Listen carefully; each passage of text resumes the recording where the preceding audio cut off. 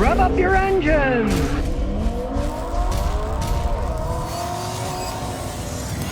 Tundra and the trailer. We're off to find cars. But first, some Kentucky barbecue. Look at these ribs. This place has been around here for a while too, 1939. Well, that was a fantastic barbecue. Now, on to the cars. Ah, the land of lost car souls. And what are we looking for? There it is, like a horror movie. We will slowly get next to it. An original 600.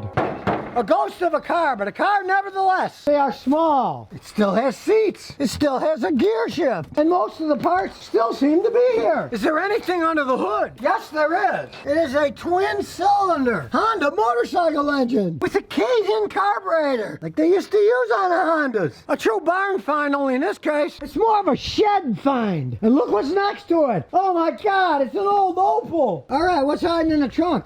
Wow. A spare tire, an air filter, and a jack. Now we gotta move it. Here we go. Pulling it in. Look, back in the day they told you to change your transmission fluid every 3,000 miles. It's going. Up it goes. Leapfrogging. A readjustment of the ramps here. And here we go.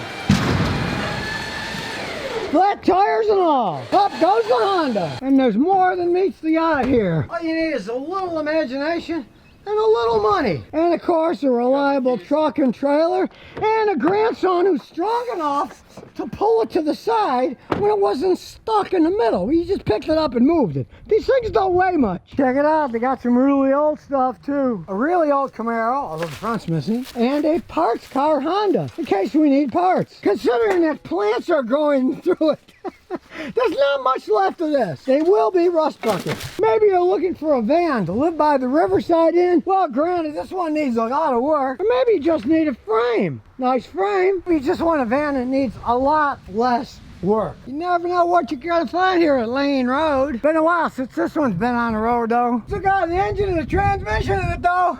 They built these things rock solid back in the day. Goodbye, Lane Road Auto. Back home. Well, here we are. We made it back. The hood's in the trunk. It didn't have anything holding out, it would have blown up. The engine's locked up. Tires are flat. We're gonna do something with this. If anybody at Honda's listening, hey, if you want to send us an engine, this one's locked up, or a complete rebuild kit, or a clutch kit, or a transmission, feel free to contact Scotty here.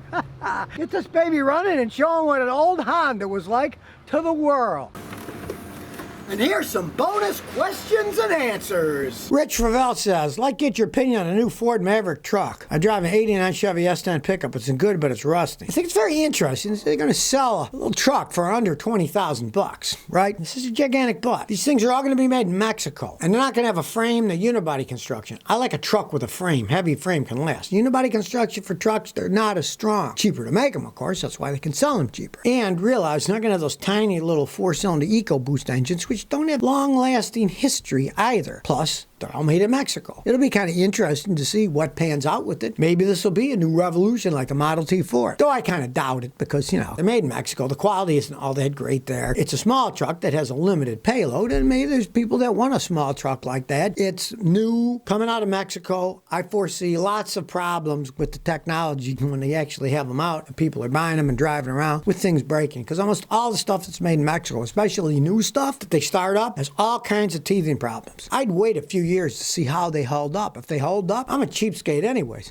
I wait until vehicles are 5 to 10 to 12 years old when I buy them, and I buy them for a fraction of the cost. I might pay 10, 15% of the original price, and they might still have 70, 80% of their lifespan. You can't beat that buying them used, so I'd wait anyways. But I wish them luck, hope that they make them right, but then again, they're making them in Mexico. So take the Bronco. Now, some of them are made in Mexico, but the majorities are now made in the factory in Michigan that the original Broncos were made at. So I'm hoping those are going to be better made, but I would not buy a Bronco made in Mexico yet. I want to see what kind of quality's coming out, what's happening with them. The one in Michigan, I'd still wait because it's a new vehicle, but I'd have more hope for the ones in Michigan being a lot better than the ones made in Mexico. Quinn Shoebridge says, how do you feel about Tesla? Well, I guess, Quinn, you haven't been watching too many of my videos. I'm not impressed. Understand that Tesla was a company by itself before old Elon Musk bought a car company that was making a few luxury electric cars, okay? Now, he's trying trying to mass produce them. They're made poorly. He pays people as little as he possibly can. He fights putting unions in because they don't want to get unionized. The quality control on those things is garbage. They're extremely overpriced. And then it's got this hype stock value, which of course people are realizing is kind of a fantasy. I just can't wait until Volkswagen starts selling those ID.3 and ID.4 cars they're going to be making down the road here in Chattanooga, Tennessee. And when they start selling mass-produced electric cars, if people want to buy them, they're not going to be buying Teslas. They're going to be buying the Volkswagens. They're made in Tennessee. They're made here in America. Believe you me, if they do get popular, it's going to take a long time to be mainstream. But if they become more popular with more people, I think Volkswagen is going to eat their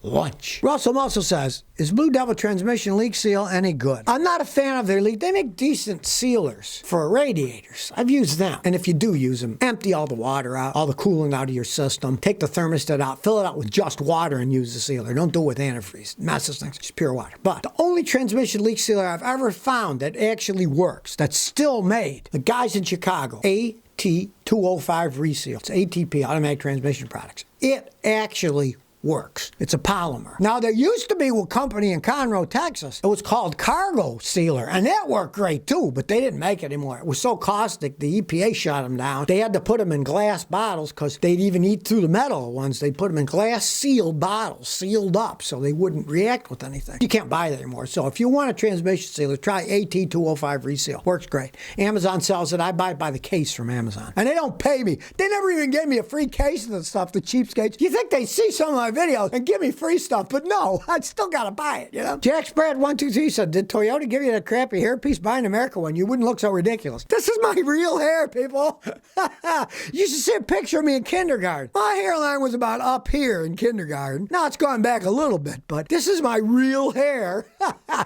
Hey, my grandkids pull on it all the time. It's all real. And Toyota doesn't give anything. For a very short period of time, let me get new cars and drive them around, but they got mad over what I said with some of the quality control problems I have. And they don't even give me any cars to road test anymore, so don't think they're giving me anything. All the ones I own, I paid cash for. I bought them on used, so I didn't pay all that much cash. So I'm not a fool. I'm not going to go buy a car for $40,000 if I can get it used for $3,500 when it's got less than 100,000 miles on it. I'm no fool. But this is my real hair. It is not a hairpiece. You don't know anything about me or the real world.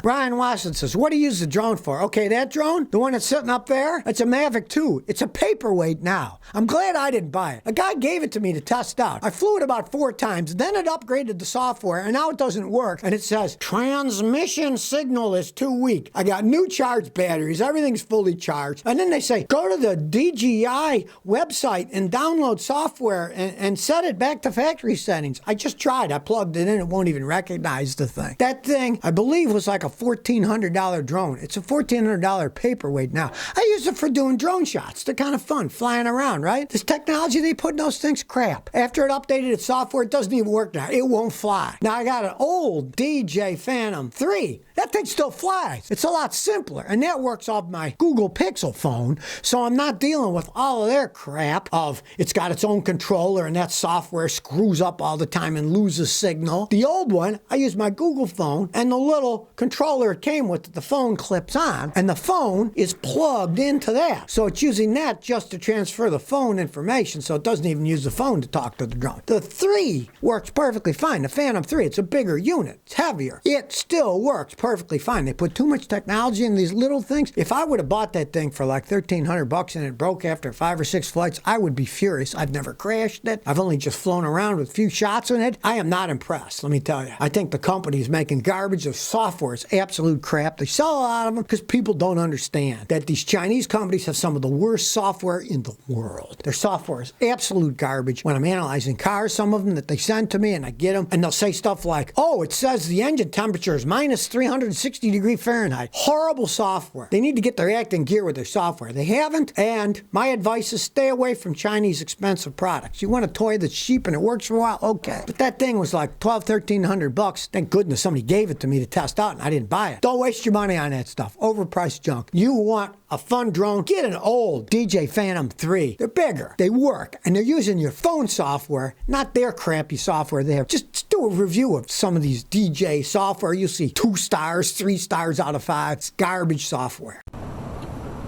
So if you never want to miss another one of my new car repair videos, remember to ring that bell.